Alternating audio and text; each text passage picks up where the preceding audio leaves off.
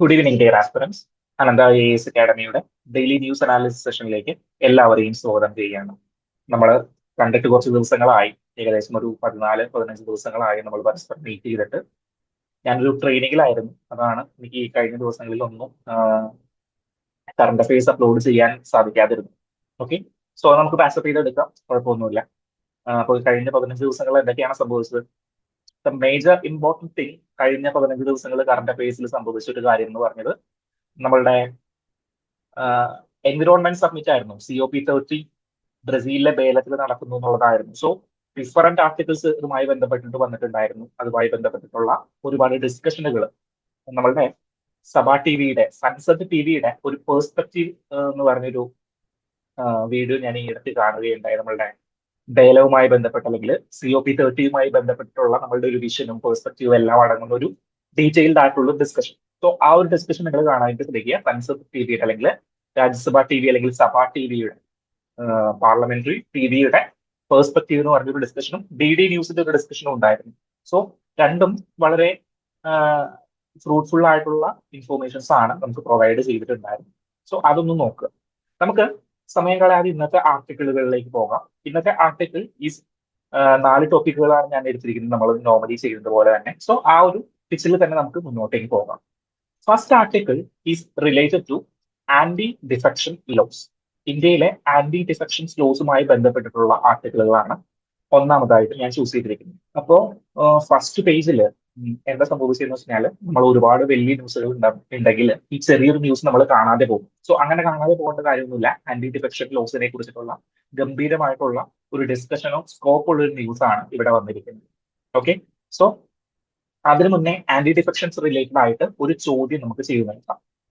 Consider the following statements regarding anti defection law.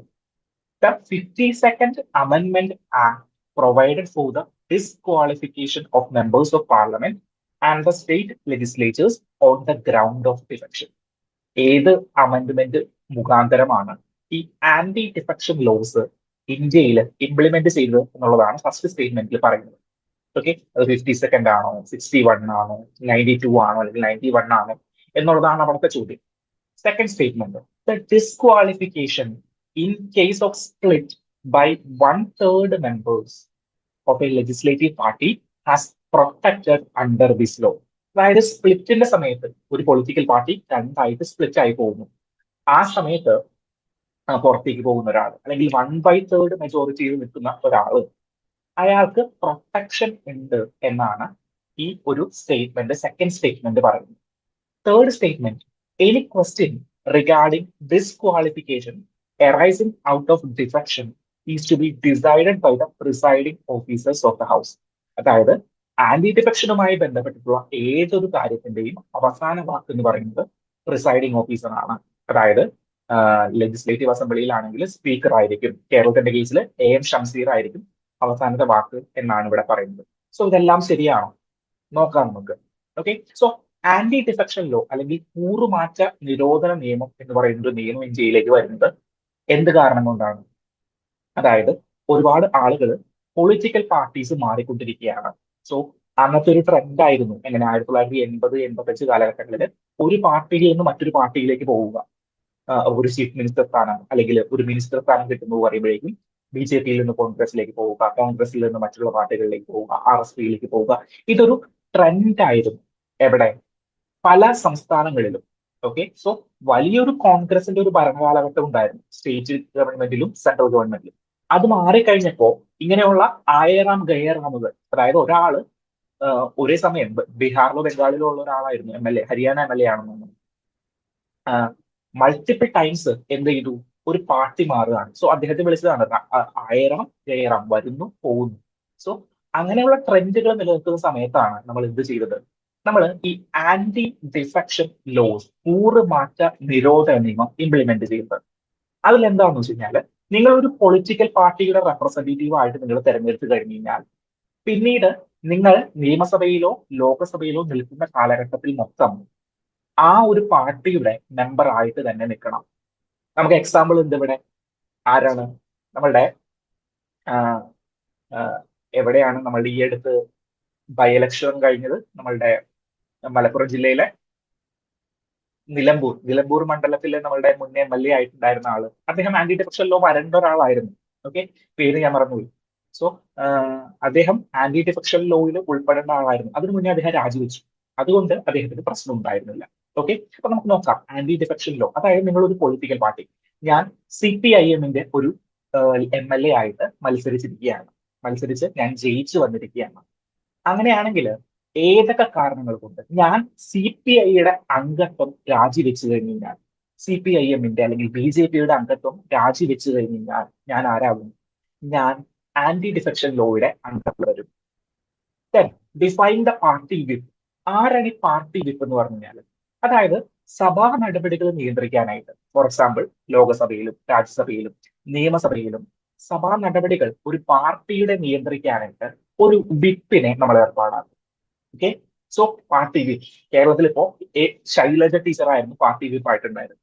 So അവരാണ് order, എന്തൊക്കെ കാര്യങ്ങൾ സംസാരിക്കണം സഭയിൽ, ഒരു പാർട്ടിയുടെ ഒരു ഓർഡർ അവർ തീരുമാനിക്കുന്നത്, എത്ര പേര് പങ്കെടുക്കണം, എത്ര പേര് വോട്ട് ചെയ്യണം, അങ്ങനെയുള്ള കാര്യങ്ങളൊക്കെ തീരുമാനിക്കുന്നത് ആ പാർട്ടിയുടെ ഒരു പാർട്ടി വിപ്പ് ആയിരിക്കും. ഓക്കെ, സോ ഈ പാർട്ടി വിപ്പിനെ ധിക്കരിച്ചുകൊണ്ട് നമ്മൾ എഗെയിൻസ്റ്റ് ആയിട്ട് വോട്ട് ചെയ്തു അല്ലെങ്കിൽ വോട്ട് ചെയ്യാതിരിക്കുന്നു, ഇങ്ങനെയുള്ള സന്ദർഭങ്ങളിൽ എന്ത് പറ്റും? ഈ ഡിഫെക്ഷൻ ഡിസ്ക്വാളിഫിക്കേഷൻ ആയിട്ട് മാറും, അല്ലെങ്കിൽ നമ്മളുടെ കൂറുമാറ്റ നിരോധന നിയമത്തിൽ ഉൾപ്പെടുന്ന ഒരു കാര്യമായിട്ട് മാറും. ഓക്കെ, സോ പാർട്ടി ഒരു കാര്യം പറയാണ്, പാർട്ടി PM ശ്രീയിൽ ഒപ്പിടണം എന്ന് CPM പറയാണ്. അതിന് എതിരായിട്ട് വിപ്പും അങ്ങനെ തന്നെ പറഞ്ഞു എന്ന് വിചാരിക്കുക. അതായത് PM ശ്രീ, നമ്മളുടെ ഈ അടുത്തുള്ള കേസ് എടുക്കുക, PM ശ്രീയിൽ ഒപ്പിടണം എന്ന് പറയാം. പക്ഷേ എനിക്ക് തോന്നുന്നതാണ് PM ശ്രീ അത്ര നല്ലൊരു കേസല്ല, അപ്പൊ ഞാൻ ഒപ്പിടുന്നില്ല എന്ന് തീരുമാനിച്ചു കഴിഞ്ഞ് കഴിഞ്ഞാൽ ഞാൻ എന്താണ്? ഞാൻ ഡിഫൈൻ ദ പാർട്ടി വിപ്പാണ്. അപ്പോ എന്റെ മേലിൽ എന്ത് വരും? എന്റെ മേലെ നമ്മളുടെ ആന്റി ഡിഫെക്ഷൻ ലോ അടിച്ചു വരാനായിട്ടുള്ള സാധ്യതയുണ്ട്. മൂന്നാമത്തെ കേസ് എന്ന് പറഞ്ഞാൽ ഇൻഡിപെൻഡന്റ് മെമ്പർ. അതായത് ഞാൻ ഇൻഡിപെൻഡന്റ് ആണ്, ഒരു പാർട്ടിയിൽ മെമ്പർ ആയിട്ടുള്ള ഒരാളല്ല. ഇൻഡിപെൻഡന്റ് ആയിട്ടുള്ള ഒരു മെമ്പർ ലോക്സഭയിലേക്കോ രാജ്യസഭയിലേക്കോ സ്റ്റേറ്റ് അസംബ്ലിയിലേക്കോ ജോയിൻ ചെയ്യും. ഈ അവസരത്തിൽ ഇങ്ങനെ ഇൻഡിപെൻഡന്റ് മെമ്പേഴ്സ് എൻഗേജ് ചെയ്യുന്ന അവസരത്തിൽ എന്താണ്, അവര് ഏതെങ്കിലും ഒരു പൊളിറ്റിക്കൽ പാർട്ടിയുടെ മെമ്പർ ആയിട്ട് മാറിക്കഴിഞ്ഞാൽ, കാരണം എന്താ, അവരെ തെരഞ്ഞെടുത്തിരിക്കുന്നത് ചിലപ്പോൾ അവർ ഇൻഡിപെൻഡന്റ് ആയതുകൊണ്ട് മാത്രമായിരിക്കാം, ഞങ്ങൾക്ക് ബാക്കിയുള്ള പാർട്ടിയിലൊന്നും വിശ്വാസം ഇല്ല എന്ന് പറഞ്ഞുകൊണ്ടായിരിക്കാം ചിലപ്പോൾ എന്ത് ചെയ്യുന്നത്, ഇൻഡിപെൻഡന്റ് മെമ്പേഴ്സ് മത്സരിക്കുന്നത്. അവര് ഏതെങ്കിലും ഒരു പൊളിറ്റിക്കൽ പാർട്ടിയുടെ മെമ്പർ ആയി കഴിഞ്ഞാൽ ഓട്ടോമാറ്റിക് ഡിസ്ക്വാളിഫിക്കേഷൻ കൊടുക്കും, അല്ലെങ്കിൽ എന്ത് കൊടുക്കും? ആന്റി ഡിഫെക്ഷൻ കൊടുക്കും. മനസ്സിലായോ? ദെൻ നോമിനേറ്റഡ് മെമ്പേഴ്സിന്റെ കേസ്, അതായത് രാജ്യസഭയിലേക്ക് 12 മെമ്പേഴ്സിനെ നോമിനേറ്റ് ചെയ്യാറുണ്ട്. ഈ നോമിനേറ്റഡ് മെമ്പേഴ്സ് എന്ത് ചെയ്യും? നോമിനേറ്റഡ് മെമ്പേഴ്സ് 6 മാസത്തിനുള്ളിൽ അവർക്ക് ഏതെങ്കിലും ഒരു പാർട്ടിയിൽ കയറാം. എത്രയാണ്? ഇൻഡിപെൻഡന്റ് മെമ്പേഴ്സിനെ പോലെയല്ല, 6 മാസത്തിനുള്ളിൽ അവർക്ക് ഒരു പാർട്ടിയിലേക്ക് കയറാം. സോ ആ സമയത്ത് എന്ത് വരില്ല? ഈ 6 മാസത്തിനുള്ളിൽ ജോയിൻ ചെയ്ത് കഴിഞ്ഞാൽ അവർക്ക് ഡിഫെക്ഷൻ വരില്ല. ഓക്കെ, സോ ഇതാണ് മേജർലി ഉള്ള 4 ഗ്രൗണ്ട്സ് ഡിഫെക്ഷൻ വരാതിരുന്നെങ്കിൽ. ഒന്ന്, വോളണ്ടറി റിസൈൻ ചെയ്ത് കഴിഞ്ഞാൽ. രണ്ട്, എന്താണ്, വോട്ടിംഗിൽ നിന്ന് അബ്സ്റ്റെയിൻ ചെയ്ത് കഴിഞ്ഞാൽ, അല്ലെങ്കിൽ പബ്ലിക് സ്റ്റേറ്റ്മെന്റുകൾ ഇറക്കി കഴിഞ്ഞാൽ. ദെൻ ഇൻഡിപെൻഡന്റ് മെമ്പർ ഏതെങ്കിലും ഒരു പാർട്ടിയിൽ ജോയിൻ ചെയ്ത് കഴിഞ്ഞാൽ, അല്ലെങ്കിൽ നോമിനേറ്റഡ് മെമ്പേഴ്സ് 6 മാസത്തിന് ശേഷം ഒരു പാർട്ടിയിൽ ജോയിൻ ചെയ്ത് കഴിഞ്ഞു. ഓക്കെ, ഇതിന് എക്സെപ്ഷനുകൾ ഉണ്ടോ? എക്സെപ്ഷനുകൾ ഉണ്ട്. എക്സെപ്ഷനുകൾ എന്ന് പറഞ്ഞാൽ, ഫോർ എക്സാമ്പിൾ, നിങ്ങൾ സ്പീക്കർ ആവാൻ പോവുകയാണ്. ഓക്കെ, നിങ്ങൾ സ്പീക്കർ ആവാൻ പോവുകയാണ്. അപ്പൊ സ്പീക്കർ എന്ന് പറഞ്ഞാൽ എന്താണ്? ഒരു പൊളിറ്റിക്കൽ പൊസിഷൻ അല്ല, ഇംപാർഷ്യൽ ആയിട്ട് നിൽക്കേണ്ട ഒരാളാണ്, പാർഷ്യലി നിൽക്കാനായിട്ട് പാടില്ല. സോ അവരവരുടെ വ്യക്തിത്വത്തിനെ അനുസരിച്ചിട്ട് ഈ പാർട്ടിയിൽ നിന്ന് ഞാൻ പുറത്തു പോവുകയാണ് എന്ന് പറഞ്ഞു കഴിഞ്ഞാൽ ഒരു കുഴപ്പമില്ല, അത് നമ്മളുടെ ഡിഫെക്ഷൻ ലോയുടെ അണ്ടറിൽ വരില്ല. രണ്ടാമത്തെ കേസ്, സോ പ്രിസൈഡിങ് ഓഫീസേഴ്സിന് ഉള്ളൊരു പവർ ഉണ്ട്. രണ്ടാമത്തെ കേസ് മെർജറിന്റെ സമയമാണ്. അതായത് 2 പാർട്ടികൾ, ഒരു പാർട്ടി മെർജ് ചെയ്യുകയാണ്, മറ്റൊരു പാർട്ടിയിലേക്ക് മെർജ് ചെയ്യുകയാണ്. ഓക്കെ, ഒരു പാർട്ടി മറ്റൊരു പാർട്ടിയിലേക്ക് മെർജ് ചെയ്യുന്നു. ആ സമയത്ത് എനിക്ക് തോന്നുന്നതാണ്, ഫോർ എക്സാമ്പിൾ, CPI CPM-ൽ ലയിക്കുകയാണ്,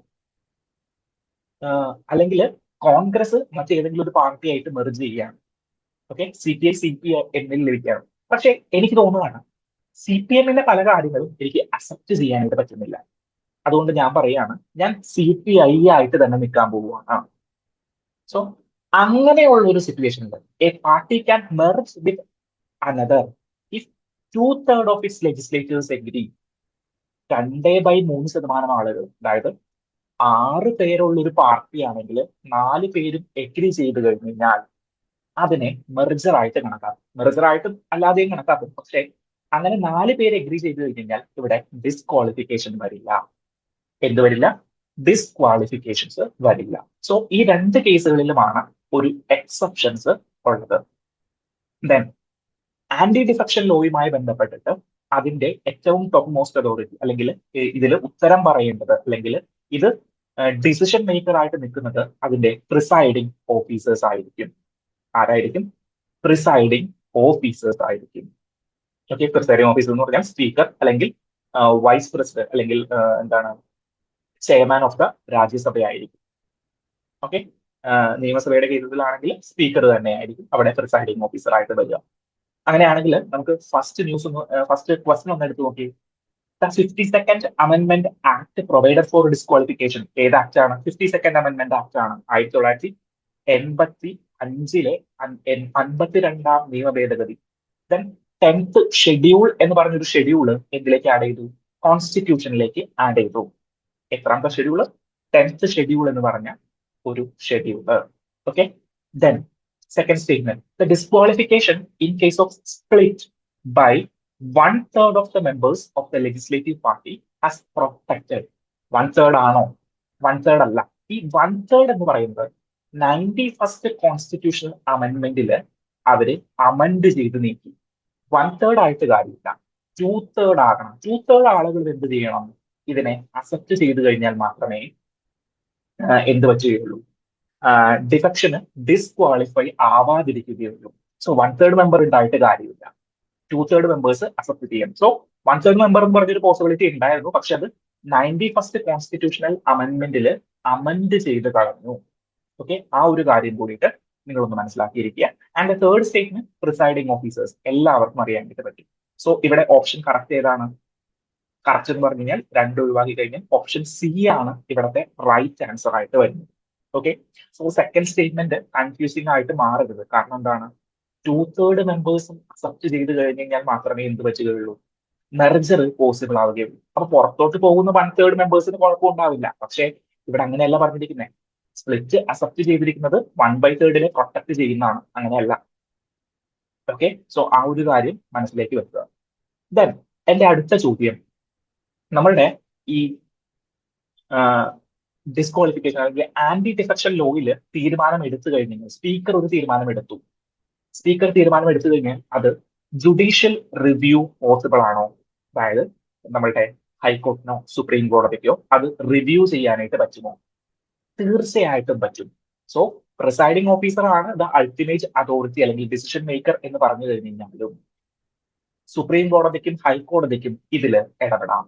സോ അങ്ങനെ ഒരു കേസ് കോടതിയിലേക്ക് 1992 പോയിട്ടുണ്ട്, which is the famous case known as the Kihoto Hollohan case. ഏതാണ്? പേര് പഠിക്കാനായിട്ട് കുറച്ച് ബുദ്ധിമുട്ടാണല്ലേ. PSCയിൽ ഈ പേരെടുത്ത് തന്നെ ചോദിച്ചിട്ടുണ്ട്. UPSCയിലൊന്നുമല്ല, PSCയിൽ വരെ ഈ ഒരു പേരെടുത്ത് ചോദിച്ചിട്ടുണ്ട്. എന്താണ്? Kihoto Hollohan versus Zachillhu case is related to anti defection law, Babri മസ്ജിദോ അങ്ങനെ ഒരു ഡിസ്കഷൻ ഒന്നും ഉണ്ടായിരുന്നു ഡിഗ്രി ലെവൽ പ്രിലിംസിന്റെ ആ കേസിലായിരുന്നു. സോ പിള്ളേരുകൾ പഠിക്കുന്ന കാര്യമാണ്. അപ്പൊ നമ്മൾ എന്തായാലും പഠിച്ചിരിക്കണം. കിഹോത്തോ കൊലോഹൻ കേസ്, ലാൻഡ്മാർക്ക് ജഡ്ജ്മെന്റ് എന്താണ്? ഹൈക്കോടതിക്കും സുപ്രീം കോടതിക്കും ഡിഫെക്ഷൻ ലോയുടെ പേരിൽ എടുത്തിരിക്കുന്ന നടപടികൾ ശരിയാണോ എന്ന് റിവ്യൂ ചെയ്യാനായിട്ട് പറ്റും. സോ ആ ഒരു കേസ് ഇമ്പോർട്ടന്റ് ആയിട്ട് നിങ്ങളൊന്ന് ഓർത്തിരിക്കുക, കിഹോത്തോ കൊലോഹൻ കേസ്. ദെൻ ഇവിടെ 2 കേസ് ലോസ് ആണ് ഇമ്പോർട്ടന്റ് ആയിട്ട് ഈ ഒരു ഡിസ്കഷനുമായി ബന്ധപ്പെട്ടിട്ട് നമ്മൾ നോക്കേണ്ടത്. ഒന്ന് കിഹോത്തോ കൊലോഹൻ കേസും ദെൻ രവി നായിക് കേസും. So Ravi S Naik versus union of India case of 1994. Okay, so 1994 Ravi Naik കേസിൽ എന്താ പറഞ്ഞതെന്ന് വെച്ച് കഴിഞ്ഞാല്, നിങ്ങൾ വോളണ്ടറി ആക്ഷൻ, അതായത് നമ്മൾ ഇവിടെ പറഞ്ഞു വോളണ്ടറി റെസിഗ്നേഷൻ, ഞാൻ റെസിഗ്നേറ്റ് ചെയ്യാൻ പോവുകയാണ് എന്ന് എഴുതി കൊടുക്കുകയൊന്നും വേണ്ട. ആർക്ക്? പാർട്ടിക്കോ പാർട്ടിക്കാർക്കോ. നിങ്ങൾ പാർട്ടിയുടെ നിയമങ്ങൾക്ക് എതിരായിട്ട് പ്രവർത്തിച്ചു കഴിഞ്ഞാൽ, ഫോർ എക്സാമ്പിൾ പാർട്ടി PM3 അനുവദിക്കണം എന്ന് പറഞ്ഞു അല്ലെങ്കിൽ ഒപ്പിടണം എന്ന് പറഞ്ഞു, ഞാൻ PM3 അനുവദിക്കില്ല അല്ലെങ്കിൽ ഒപ്പിടില്ല എന്ന് പറഞ്ഞുകൊണ്ട് ഞാൻ ഒരു പരസ്യ പ്രസ്താവന ഇറക്കി. ഞാൻ റെസിഗ്നേഷൻ ഒന്നും കൊടുത്തിട്ടില്ല. ഞാൻ പബ്ലിക് സ്റ്റേറ്റ്മെന്റിൽ പറഞ്ഞു പാർട്ടി ചെയ്യുന്നത് തെറ്റാണ്, അല്ലെങ്കിൽ പാർട്ടി എന്താണ് പാർട്ടി ഈ ചെയ്യുന്നത് ശരിയല്ല എന്നൊരു പരസ്യ പ്രസ്താവന പാർട്ടിക്ക് എതിരെ ഇറക്കി കഴിഞ്ഞു കഴിഞ്ഞാൽ വോളണ്ടറി റെസിഗ്നേഷൻ ഒന്നും വേണ്ട, ഇന്റിമിഡേഷൻ എന്തെങ്കിലും ഒരു പ്രസ്താവന കൊണ്ടോ അല്ലെങ്കിൽ സ്റ്റേറ്റ്മെന്റ് കൊണ്ടോ എതിരായിട്ട് പ്രവർത്തിച്ചു കഴിഞ്ഞാൽ അതും ഡിസ്ക്വാളിഫിക്കേഷന്റെ അണ്ടറിൽ വരും. സോ എന്താണ്, voluntary giving up is not limited to formally resigning. Formally റിസൈനിങ്ങിലേക്ക് മാത്രം ലിമിറ്റ് ചെയ്യുന്നില്ല, പകരം എന്തിലേക്കൊക്കെ കൊടുക്കുന്നുണ്ട്, ഒരു സ്റ്റേറ്റ്മെന്റ് കൊടുക്കുന്നു, അങ്ങനെയുള്ള കാര്യങ്ങൾ, ബിഹേവിയർ, പബ്ലിക് സ്റ്റേറ്റ്മെന്റ്, ആക്ഷൻസ്, ഈ കാര്യങ്ങളിലെല്ലാം എന്ത് വരാം, ആന്റി ഡിഫെക്ഷൻസ് ലോസ് അടിച്ചു കിട്ടാനായിട്ടുള്ള സാധ്യതയുണ്ട്. ഓക്കെ, സോ ആ കാര്യം കൂടിയിട്ട് നിങ്ങൾ ഒന്ന് ഓർത്തിരിക്കുക. സോ ഇതാണ് ഫസ്റ്റ് ആർട്ടിക്കിൾ വരുന്നത്. ഡീറ്റെയിൽ ആയിട്ടുള്ള ഒരു ഡിസ്കഷനിലേക്ക് പോകുന്നില്ല, മുന്നേയും നമ്മളിത് ഡിസ്കസ് ചെയ്തിട്ടുണ്ടായിരുന്നു. Second article is related to ഇൻഫ്ലേഷനെ കുറിച്ചിട്ടാണ്. അപ്പോൾ ഓരോ മാസവും റീറ്റെയിൽ ഇൻഫ്ലേഷൻ ഇങ്ങനെ കുറഞ്ഞു വരികയാണ്. പക്ഷേ നമ്മളുടെ പ്രൈസ് ഒന്നും കുറഞ്ഞിട്ടില്ല. നമ്മൾ പച്ചക്കറി വാങ്ങുന്നത് ഏകദേശം സെയിം പ്രൈസിലൊക്കെ തന്നെയാണ്. ഉള്ളിയുടെ വില കുറഞ്ഞിട്ടില്ല. റീറ്റെയിൽ ഇൻഫ്ലേഷൻ ഏതാണ് 0.25 എന്നൊക്കെ പറഞ്ഞ രീതിയിലൊക്കെയാണ് കുറയുന്നതെന്നൊക്കെയാണ് പറയുന്നത്. പക്ഷേ എന്താണ്, നമുക്ക് അത് റിഫ്ലക്റ്റ് ആയിട്ട് കാണുന്നില്ല. എനിക്ക് ഈ ഒരു ഡിസ്കഷനിൽ നിങ്ങളോട് പറയാനായിട്ടുള്ളത് ഒരൊറ്റ കാര്യം മാത്രമാണ്, which is called the base effect trap. Simply base effect. അതായത് നമ്മൾ നോക്കുകയാണെങ്കിൽ നമ്മളുടെ ഇൻഫ്ലേഷൻ സ്റ്റാറ്റിസ്റ്റിക്കലി വളരെ കുറഞ്ഞു വന്നിട്ടുണ്ട് ഈ വർഷം. ഓക്കെ, 3%, 2%, അങ്ങനെ രീതിയിലേക്ക് കുറഞ്ഞു വന്നിട്ടുണ്ട് consumer price index inflation. Okay, so retail ഇൻഫ്ലേഷന്റെ ഈ കുറവിന് കാരണം ആക്ച്വൽ കുറവല്ല, പകരം കഴിഞ്ഞ വർഷം, അതായത് 2024 ഇൻഫ്ലേഷൻ, 2024 ഒക്ടോബറിലെ ഇൻഫ്ലേഷൻ എടുത്തു നോക്കുകയാണെങ്കിൽ അത് ഹ്യൂജ് ഇൻഫ്ലേഷൻ ഹൈ ആയിരുന്നു. ഓക്കെ, സോ അതിനെ വെച്ച് നോക്കുമ്പോൾ, ആ ബേസിനെ വെച്ച് നോക്കുമ്പോൾ ഇത് വളരെ കുറവായിട്ട് എഫക്ട് ചെയ്യുന്നതാണ്. ഓക്കെ, അതിനെയാണ് ഈ ബേസ് ട്രാപ്പ് എന്ന് പറയുന്നത്. ഓക്കെ, സോ എന്താണ് ഈ ഇൻഫ്ലേഷൻ എന്നൊക്കെ നിങ്ങൾക്ക് അറിയാം, നമ്മൾ ഡീറ്റെയിൽ ആയിട്ടൊരു ഡിസ്കഷൻ ചെയ്തിട്ടുണ്ട്. എന്താണ് കൺസ്യൂമർ പ്രൈസ് ഇൻഡെക്സ്, എന്താണ് ഹോൾസെയിൽ പ്രൈസ് ഇൻഡെക്സ്, എന്താണ് ഫുഡ്സ് റിലേറ്റഡ് ആയിട്ടുള്ള കാര്യങ്ങളെ കൂടുതലായിട്ട് ചെയ്യുന്നതാണ് കൺസ്യൂമർ പ്രൈസ് ഇൻഡെക്സ് എന്ന് പറയുന്നത്. സോ ഫുഡ് ഇൻഫ്ലേഷൻ ഇത് ചെയ്യാനായിട്ട്. ദെൻ ഹോൾസെയിൽ പ്രൈസ് ഇൻഡെക്സ് എന്ന് പറഞ്ഞു കഴിഞ്ഞാൽ എന്താണ്, റീറ്റെയിൽ അല്ല, അതർ ദാൻ ഫുഡ് ആയിട്ടുള്ള കമ്മോഡിറ്റീസിന്റെ ഇൻഫ്ലേഷൻ അല്ലെങ്കിൽ പണപ്പെരുപ്പം കാണിക്കുന്നതിന് വേണ്ടിയിട്ടുള്ള ഒരു ഇൻഡെക്സ് ആണ് ഹോൾസെയിൽ പ്രൈസ് ഇൻഡെക്സ്. അത് ആരാണ്, ഡിപ്പാർട്ട്മെന്റ് ഓഫ് കൊമേഴ്സ് ആണ്, ഇവിടെ നമ്മുടെ മിനിസ്ട്രി ഓഫ് ഫിനാൻസ് ആണ് അത് പ്രൊഡ്യൂസ് ചെയ്യുന്നത്. ഓക്കെ, CPA ആണെങ്കിലോ സെൻട്രൽ സ്റ്റാറ്റിസ്റ്റിക്കൽ ഓർഗനൈസേഷൻ അല്ലെങ്കിൽ നാഷണൽ സ്റ്റാറ്റിസ്റ്റിക്കൽ ഓർഗനൈസേഷൻ ആണ് പ്രൊഡ്യൂസ് ചെയ്യുന്നത്. സോ ഇത് സ്റ്റാറ്റിക് പാർട്ട് ആയിട്ടുള്ള കാര്യങ്ങൾ. ഓക്കെ, സോ അതൊന്ന് റിവൈസ് ചെയ്തേ. ഈ ഫസ്റ്റ് ക്വസ്റ്റൻ നോക്കി, ദ ഹോൾസെയിൽ പ്രൈസ് ഇൻഡെക്സ് 2010 എന്താണ്, പ്രീവിയസ് ഇയർ ക്വസ്റ്റൻ ആണ് ഈ ചോദിച്ചിരിക്കുന്നത്. The wholesale price index in India is available on a monthly basis only. Wholesale price index monthly ബേസിസിൽ മാത്രമാണ് കിട്ടുന്നത്.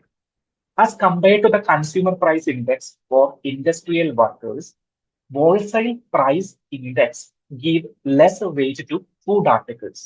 സെക്കൻഡ് സ്റ്റേറ്റ്മെന്റ് നമുക്കറിയാം, കാരണം ഹോൾസെയിൽ പ്രൈസ് ഇൻഡെക്സ് എന്ന് പറയുന്നത് ഫുഡ് ആർട്ടിക്കിൾസിന് കുറവ് എന്താണ് വെയിറ്റേജ് മാത്രമേ കൊടുക്കുന്നുള്ളൂ.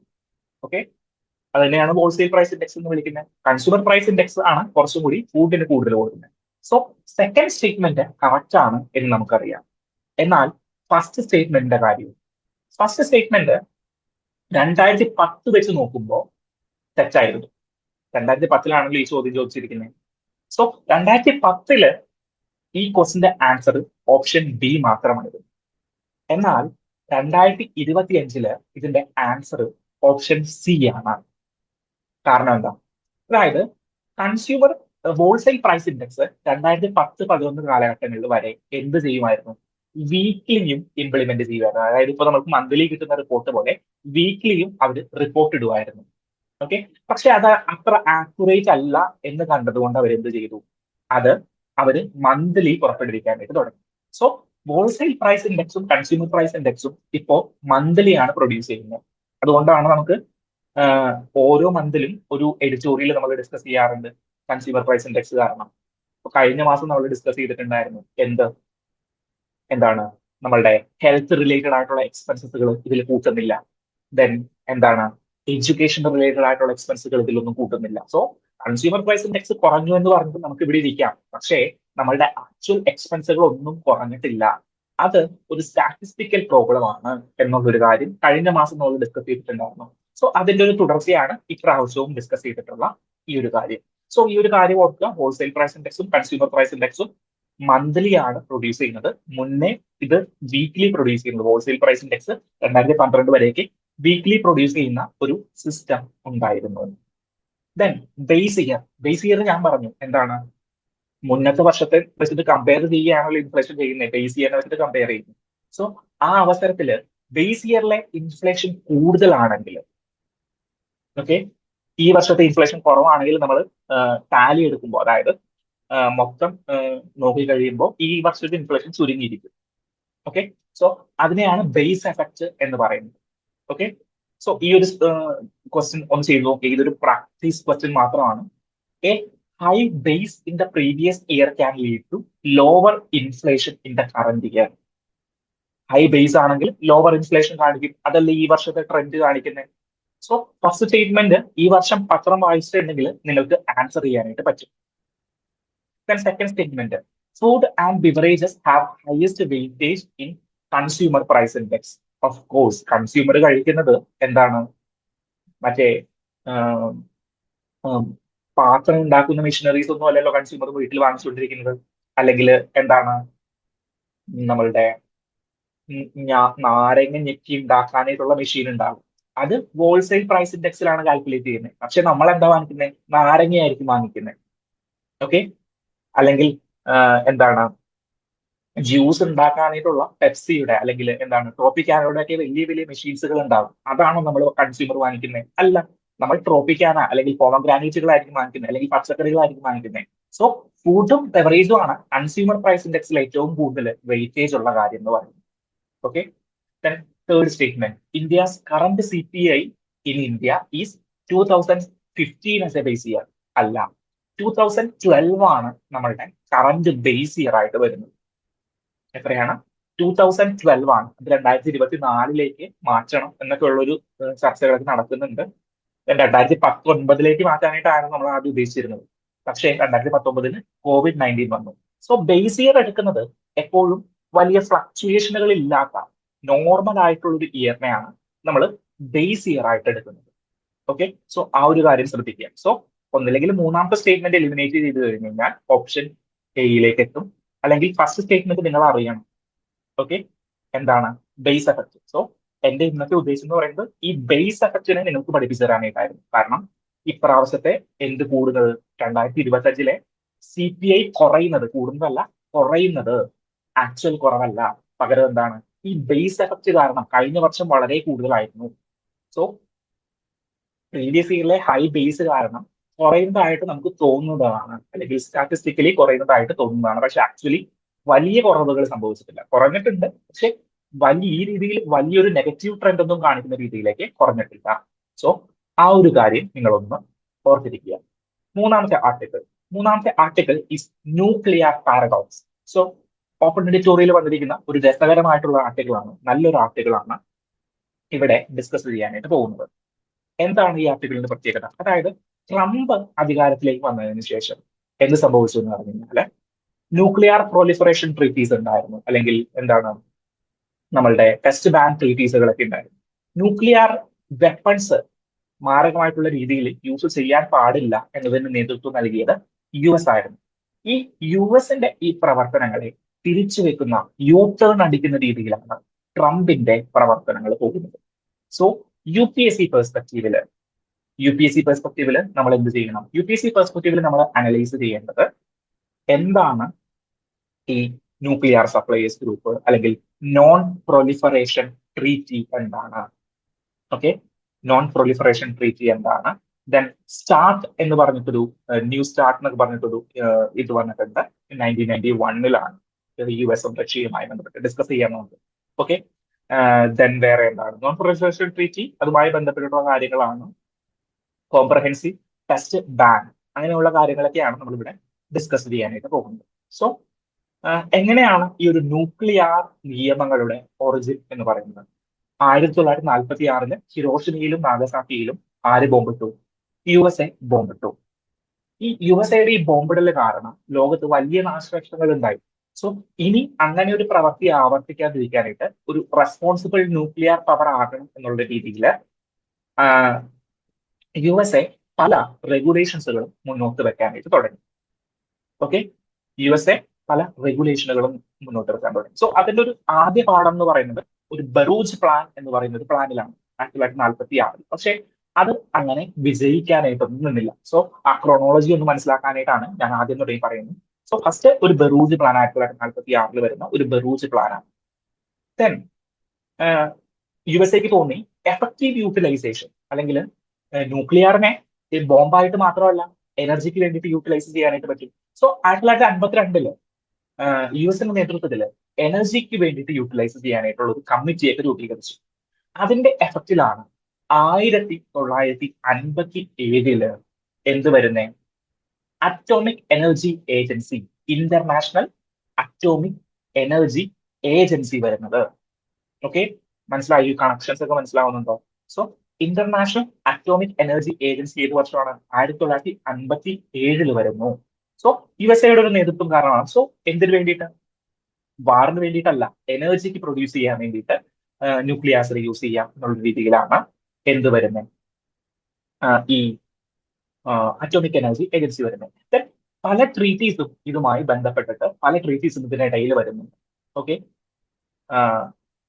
അതിനുശേഷം ഒരു മേജർ ഇംപ്ലിക്കേഷൻ വരുന്നത്, അല്ലെങ്കിൽ ഒരു മേജർ ട്രീറ്റി വരുന്നത് നോൺ പ്രൊലിഫറേഷൻ ട്രീറ്റിയാണ്. 1968 പ്രപ്പോസ് ചെയ്തു, 1970 ഇംപ്ലിമെന്റ് ചെയ്ത നോൺ പ്രൊലിഫറേഷൻ ട്രീറ്റി. ഈ ട്രീറ്റി പ്രകാരം എന്താണ്, നിലവിൽ ന്യൂക്ലിയർ വെപ്പൺ 1968 കാലഘട്ടങ്ങളിൽ ന്യൂക്ലിയർ വെപ്പൺസ് കയ്യിലുള്ളവർ മാത്രമേ ഇനി ന്യൂക്ലിയർ ടെക്നോളജി യൂട്ടിലൈസ് ചെയ്യാൻ പാടുള്ളൂ. സോ ഇന്ത്യ 1975-78 കാലഘട്ടങ്ങളിലൊക്കെയാണ് എന്ത് ചെയ്യുന്നത്, ന്യൂക്ലിയർ വെപ്പൺസ് പ്രൊഡ്യൂസ് ചെയ്യുന്നത്. സോ നോൺ പ്രൊലിഫറേഷൻ ട്രീറ്റി രാജ്യങ്ങൾ ഒപ്പിട്ട് കഴിഞ്ഞു കഴിഞ്ഞാൽ സോ മിനിമത്തിലേക്ക്, അതായത് ഈ 5 കൺട്രീസ്, ഈ 5 കൺട്രീസിലേക്ക് മാത്രം എന്ത് ചുരുങ്ങും, ന്യൂക്ലിയർ പ്രൊലിഫറേഷന്റെ, അതായത് ന്യൂക്ലിയർ ഉത്പാദിപ്പിക്കാനായിട്ടും പ്രൊഡ്യൂസ് ചെയ്യാനായിട്ടും സപ്ലൈ ചെയ്യാനായിട്ടും അതിലെ ടെക്നോളജീസ് റിസർച്ച് ചെയ്യാനായിട്ടുള്ള കാര്യങ്ങൾ 5 കൺട്രീസിലേക്ക് മാത്രം ലിമിറ്റ് ചെയ്യുന്ന ഒരു ട്രീറ്റി ആയിരുന്നു നോൺ പ്രൊലിഫറേഷൻ ട്രീറ്റി. ഇന്ത്യ പറഞ്ഞു, മക്കളെ ഞങ്ങൾ ഇത് ഒപ്പിടില്ല, കാരണം ഞങ്ങൾക്ക് ന്യൂക്ലിയർ വെപ്പൺസ് പ്രൊഡ്യൂസ് ചെയ്യണം. നിങ്ങൾ ന്യൂക്ലിയർ വെപ്പൺസ് പ്രൊഡ്യൂസ് ചെയ്ത് നിങ്ങൾ വലിയ ശക്തിയായി കഴിഞ്ഞപ്പോൾ പറയാണ് ഞങ്ങളല്ലാണ്ട് വേറെ ആരും പ്രൊഡ്യൂസ് ചെയ്യരുത്. ഇത് ഒരു ഹാവ്സും ഹാവ് നോട്ടും തമ്മിലുള്ള ഒരു ഡിഫറൻസ് ആണ്. അതുകൊണ്ട് ഞങ്ങൾ പ്രൊഡ്യൂസ് ചെയ്യും, ഞങ്ങൾ ഇതിൽ ഒപ്പിടുന്നില്ല, പ്രൊഡ്യൂസ് ചെയ്യുന്നൊന്നും പറഞ്ഞില്ല, ഞങ്ങൾ ഇതിൽ ഒപ്പിടുന്നില്ല. ദെൻ എന്ത് ചെയ്തു, 1970-80 കാലഘട്ടങ്ങളിലായപ്പോഴേക്കും ഇന്ത്യ ഒന്നാമത്തെ ആണവ പരീക്ഷണം നടത്തി. ഇവന്മാര് പെട്ടുപോയില്ലേ? അതായത് ലോകം ഇന്ത്യ ഒരു ആണവ ശക്തിയാകുമെന്ന് ഒരിക്കലും കരുതിയിട്ടില്ല. അപ്പോ അതിന്റെ എഫക്റ്റ് ആയിട്ട് 1982 കാലഘട്ടങ്ങളിൽ എന്ത് ചെയ്തു, ന്യൂക്ലിയർ സപ്ലയേഴ്സ് ഗ്രൂപ്പ്, ഇന്ത്യയെയും ബാക്കിയുള്ള ശക്തികളെയും പുറത്താക്കിയിട്ട് ന്യൂക്ലിയർ സപ്ലൈ ചെയ്യുന്ന ഒരു ഗ്രൂപ്പിനെ അവർ ക്രിയേറ്റ് ചെയ്തു.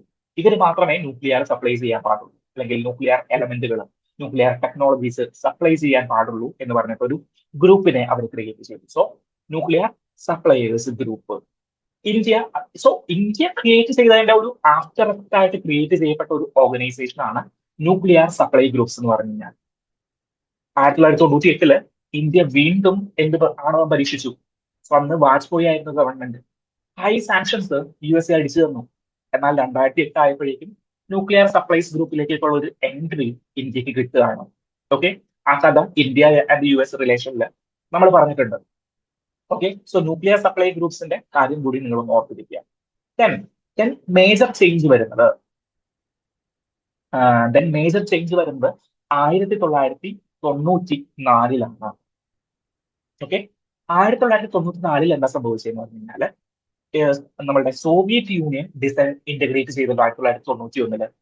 അതിനുശേഷം ഒരു കോംപ്രഹെൻസീവ് ടെസ്റ്റ് ബാൻ ട്രീറ്റി എന്ന് പറഞ്ഞൊരു treaty across United Nations organisations implement ചെയ്തു. സോ USA ഇംപ്ലിമെന്റ് ചെയ്ത ഒരു ട്രീറ്റിയാണ് comprehensive test ban treaty. So ഈ ട്രീറ്റി ഒപ്പിട്ട് കഴിഞ്ഞാൽ പല പ്രോബ്ലംസും ഉണ്ട്. എന്താണ്, ടെസ്റ്റുകൾ ചെയ്യാനായിട്ട് പാടില്ല, അല്ലെങ്കിൽ ന്യൂക്ലിയർ എക്സ്പ്ലോസീവ്സ് യൂസ് ചെയ്യാൻ പാടില്ല. കരയിലോ വെള്ളത്തിലോ വേറെ ഏതെങ്കിലും സ്ഥലങ്ങളിലോ ന്യൂക്ലിയർ ടെസ്റ്റുകളോ എക്സ്പ്ലോസീവ്സോ യൂസ് ചെയ്യാൻ പാടില്ല. ഇന്ത്യ അവിടെയും പറഞ്ഞു ഞങ്ങൾ ഇത് ചെയ്യില്ല. പകരം ഇന്ത്യയുടെ നിലപാട് എന്തായിരുന്നു? ഇന്ത്യയുടെ നിലപാട് നോ ഫസ്റ്റ് യൂസ്, ആദ്യം ഞങ്ങൾ യൂസ് ചെയ്യില്ല. ന്യൂക്ലിയർ ടെക്നോളജി ഉണ്ട്, ന്യൂക്ലിയർ മിസൈലുകൾ ഞങ്ങളുടെ കയ്യിലുണ്ട്, സബ്മറൈൻസ് ഞങ്ങളുടെ കയ്യിലുണ്ട്. പക്ഷേ ഈ ന്യൂക്ലിയർ ബോംബുകൾ ആദ്യം ഞങ്ങൾ യൂസ് ചെയ്യില്ല എന്നുള്ളതാണ് ആരുടെ പോളിസി? നമ്മളുടെ ഇന്ത്യയുടെ പോളിസി. സോ ഇന്ത്യയും പാകിസ്ഥാനും ഒന്നും നോൺ പ്രൊലിഫറേഷൻ ട്രീറ്റിയും 1968-70 കാലഘട്ടങ്ങളിലെ നോൺ പ്രൊലിഫറേഷൻ ട്രീറ്റിയും കോംപ്രഹെൻസീവ് ടെസ്റ്റ് ബാൻ ട്രീറ്റിയും ഒന്നും ഒപ്പിട്ടിട്ടില്ല. സോ ആ ഒരു കാര്യം നിങ്ങളൊന്ന് മനസ്സിലാക്കുക. സോ അതാണ് ഇതിൽ മേജർലി മനസ്സിലാക്കുന്നത്. ദെൻ സ്റ്റാർട്ട് എന്ന് പറയുന്നത് 1991 USSR ഡിസിന്റഗ്രേറ്റ് ചെയ്തല്ലോ. സോവിയറ്റ് റഷ്യയുടെ പതനമായിരുന്നു.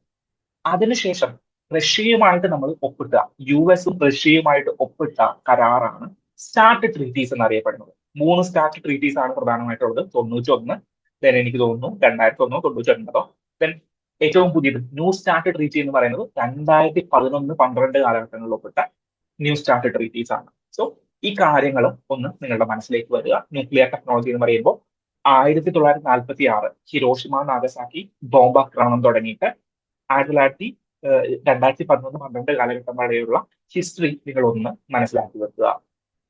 ഓക്കെ, അങ്ങനെയാണെങ്കിൽ ഈ ഒരു ചോദ്യം ഒന്ന് ചെയ്തു നോക്കി. 2 ചോദ്യങ്ങൾ മുന്നേ ഇതുമായി ബന്ധപ്പെട്ടിട്ട് ചോദിച്ചിട്ടുണ്ട്. ഏതൊക്കെയാണ്? What are the consequences of A country becoming the member of nuclear suppliers group? Nuclear suppliers ഗ്രൂപ്പിൽ മെമ്പർ ആയി കഴിഞ്ഞാൽ ഒരു കൺട്രിയുടെ കോൺസിക്വൻസസ് എന്താണ്? It will have access to the latest and most efficient nuclear technology. Okay, most efficient ആയിട്ടുള്ള nuclear technology അവർക്ക് കിട്ടും. It automatically become the member of the Treaty of Non-Proliferation, അല്ലെങ്കിൽ non proliferation ട്രീറ്റിയും കൂടിയിട്ട് automatically ഒപ്പിടുന്ന രീതിയിലേക്കാവും. അങ്ങനെയാണോ? അല്ല. ഇന്ത്യയുടെ case അതിന് example ആണ്. 2008 ആയപ്പോഴേക്കും ഇന്ത്യ ഗ്രൂപ്പിന്റെ ഒക്കെ ഭാഗമാകാനായിട്ട് തുടങ്ങി. ഇന്ത്യ US റിലേഷൻസ് ഒക്കെ വന്നു കഴിഞ്ഞപ്പോൾ അവർ തന്നെ ഇന്ത്യയെ പ്രൊമോട്ട് ചെയ്തു. ഫസ്റ്റ് എന്താണ്, ഡയറക്റ്റ് എൻട്രി ഒന്നും കൊടുത്തില്ല, സെക്കൻഡ് ഹാൻഡർ ആയിട്ടാണ് നിർത്തിയിട്ടുണ്ടായിരുന്നത്. ഓക്കെ, സോ സെക്കൻഡ് സ്റ്റേറ്റ്മെന്റ് തെറ്റാണ്. നോൺ പ്രൊലിഫറേഷൻ ട്രീറ്റി ഓട്ടോമാറ്റിക്കലി ഒന്നും ഒപ്പിടില്ല. അത് നോൺ പ്രൊലിഫറേഷൻ ട്രീറ്റി റാറ്റിഫൈ ചെയ്ത് കഴിഞ്ഞ് കഴിഞ്ഞാൽ മാത്രമേ എന്ത് ചെയ്യുകയുള്ളൂ, നമ്മൾ നോൺ പ്രൊലിഫറേഷൻ ട്രീറ്റി റാറ്റിഫൈ ചെയ്തു എന്ന് പറയുകയുള്ളൂ. ഓക്കെ, സോ ഇതിൽ ഫസ്റ്റ് സ്റ്റേറ്റ്മെന്റ് മാത്രമാണ് കറക്റ്റ്. ഓപ്ഷൻ A ആണ് കറക്റ്റ് ആയിട്ട് വരുന്നത്. Okay, then second statement, consider the following countries. ഒരു 5 കൺട്രീസ് തന്നിട്ടുണ്ട്. Which among the above are nuclear weapon state as recognized by the Treaty of Non-Proliferation, NPT? Non proliferation treaty accept ചെയ്ത് recognise ചെയ്തിരിക്കുന്ന nuclear weapons ഉള്ള countries ഏതൊക്കെയാണ്? So നമുക്ക് ഉറപ്പാണ് ഇന്ത്യയും പാകിസ്ഥാനും ഇല്ല.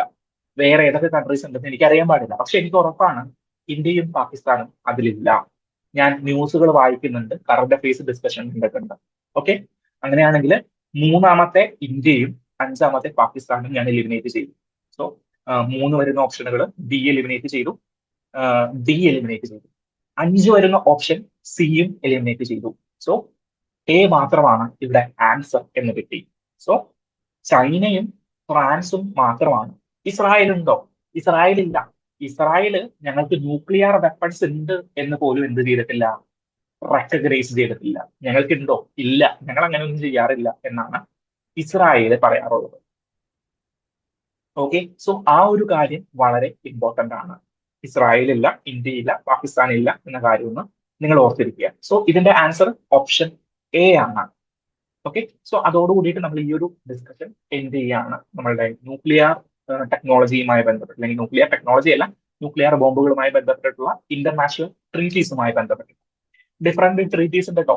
ഇത് കൂടാണ്ട് ഒരുപാട് വേറെ ട്രീറ്റീസ് ഉണ്ട്. ഇപ്പോ എന്താണ്, നമ്മളുടെ റഷ്യയുമായി കണക്ട് ചെയ്തുകൊണ്ട് ന്യൂക്ലിയർ സപ്ലൈസ് ഗ്രൂപ്പിന്റെ മറ്റൊരു ട്രീറ്റി ഉണ്ട്, NTCR എന്ന് പറഞ്ഞിട്ട് 1987 സൈൻ ചെയ്തൊരു ട്രീറ്റി. സോ അതിനെന്താണ്, അതിൽ നിന്ന് ഇന്ത്യയും കൂടി അതിലേക്ക് ജോയിൻ ചെയ്ത് കഴിഞ്ഞപ്പോഴാണ് നമ്മളുടെ ഈ എന്താണ് ബ്രഹ്മോസ് മിസൈലിന്റെ ഒക്കെ എന്താണ് ഒരു ലിമിറ്റേഷൻസ് കുറച്ചത്. അതായത് ബ്രഹ്മോസ് മിസൈലിൽ ദൂരം പോകാൻ പറ്റുന്നത് 300 കിലോമീറ്ററിൽ താഴെയായിരുന്നു ആദ്യം. അതിനെ എക്സ്റ്റെൻഡ് ചെയ്യാൻ സാധിച്ചത് ഈ MTCRൽ ഇന്ത്യ എൻ്റർ ചെയ്തപ്പോഴാണ്, അല്ലെങ്കിൽ ഇന്ത്യ റാറ്റിഫൈ ചെയ്തപ്പോഴാണ്. സോ അതൊരു മറ്റൊരു ഡിസ്കഷനിൽ പിന്നെ നമുക്ക് സംസാരിക്കാം. Last discussion is related to Tamil Nadu's climate leadership. വളരെ നല്ലൊരു ആർട്ടിക്കിളാണ്. എന്താണ് ഒരു സബ് സ്റ്റേറ്റ് ക്ലൈമറ്റ് ആക്ഷൻസ് എങ്ങനെ രൂപീകരിക്കണം എന്നതുമായി ബന്ധപ്പെട്ട്. അതായത് ക്ലൈമറ്റ് ആക്ഷന് ഇന്റർനാഷണലി ഒരു പ്ലാൻ ഉണ്ട്. COP30 നടക്കുന്നുണ്ട്, COP21 പാരീസ് എഗ്രിമെന്റ് ഉണ്ട്. ഇങ്ങനെ ഡിഫറെന്റ് പ്ലാൻസ് ഇന്റർനാഷണലി ഉണ്ട്. സ്റ്റേറ്റിനും ഉണ്ട് നാഷണലി ഡിറ്റർമൈൻഡ് ടാർഗറ്റുകൾ, സ്റ്റേറ്റിനും ഉണ്ട്. പക്ഷേ state in the sense national, അതായത് സെന്ററിന് അങ്ങനെ ഒരു പ്ലാൻ ഉണ്ട്. ആസ് എ നാഷണാലിറ്റി നമുക്കൊരു പ്ലാൻ ഉണ്ട്. പക്ഷേ സ്റ്റേറ്റ് വൈസ് ഓരോ സംസ്ഥാനങ്ങൾക്കും പ്ലാനുകൾ ഉണ്ടോ എന്ന് ചോദിച്ചു കഴിഞ്ഞാൽ ഇല്ല. സോ അതിനൊരു ഉദാഹരണമാണ്, അതിന് ഏറ്റവും വെക്കാൻ പറ്റുന്ന ഒരു ബെസ്റ്റ് എക്സാമ്പിൾ ആണ് തമിഴ്നാടിന്റെ sub state and sub district plan. ഓരോ ഡിസ്ട്രിക്റ്റുകളുടെയും പ്രോബ്ലംസ് ഡിഫറെന്റ് ആയിരിക്കും.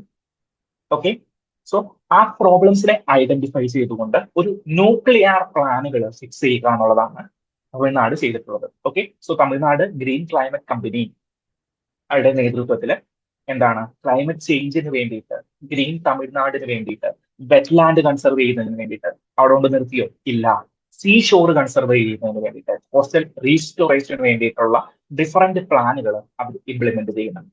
സോ ഇവരെന്ത് ചെയ്യാണ്, ഇവര് നമ്മളുടെ ക്ലൈമറ്റ് ആക്ഷനെ അല്ലെങ്കിൽ ക്ലൈമറ്റ് പ്ലാനിനെ അവര് സബ് ഡിസ്ട്രിക്റ്റിലേക്ക് കൊണ്ടുവരികയാണ്. ആദ്യം ഒരു 4 ഡിസ്ട്രിക്റ്റുകളിലേക്ക് അവരതിനെ ലിമിറ്റ് ചെയ്യും. സോ മെയിൻസ് ആൻസർ റൈറ്റുകൾ എഴുതുമ്പോൾ എക്സാമ്പിളുകളായിട്ട് നിങ്ങൾക്ക് എഴുതാൻ പറ്റുന്ന ഒരു പ്ലാൻ ആണ് sub state plan of sub state climate plan of Tamil Nadu government. So ഈ ഒരു കാര്യം നിങ്ങൾ ആഡ് ചെയ്ത് കൊടുക്കുക. ഓക്കെ, എവിടെ നിങ്ങളുടെ മെയിൻസ് ആൻസർ റൈറ്റുകളിൽ. സോ ഇവർ ഐഡന്റിഫൈ ചെയ്യുന്ന ഒരു കാര്യമുണ്ട്. എന്താണ്, നീലഗിരി പോലെയുള്ള സ്ഥലങ്ങളിൽ റോഡ് ട്രാൻസ്പോർട്ടേഷൻ ആണ് എന്ത് വരുന്നത് കൂടുതൽ ക്ലൈമറ്റ് എന്താണ് ഗ്രീൻ ഹൗസ് ഗ്യാസ് എമിറ്റ് ചെയ്യാനായിട്ട് കാരണമാകുന്നത്. ഓക്കെ, സോ ഓരോ ഡിസ്ട്രിക്റ്റിനും വ്യത്യസ്തമായിട്ടുള്ള കാരണങ്ങളാണ്. ഇപ്പോ വിരുധു നഗർ എന്ന് പറയുന്ന സ്ഥലത്താണെങ്കിൽ സിമന്റ് കൺസ്ട്രക്ഷൻസ് അല്ലെങ്കിൽ transportation, industrial energy. Then Coimbatore ആണെങ്കിൽ റോഡ് ട്രാൻസ്പോർട്ടേഷൻ, റെസിഡൻഷ്യൽ എനർജി. പക്ഷേ രാമനാഥപുരത്ത് വ്യത്യസ്തമാണ്.